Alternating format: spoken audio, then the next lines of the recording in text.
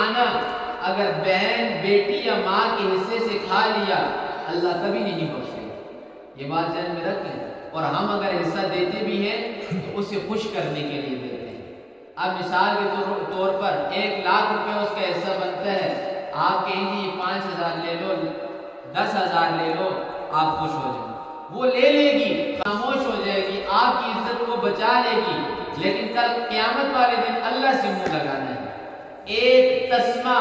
زیادہ نہیں، ایک تسمے کے بارے میں رسول اللہ صلی اللہ علیہ وسلم نے فرمایا جس نے ایک تسمہ لیا یا 2 تسمے لیے وہ بھی جہنم کے اندر جائے گا،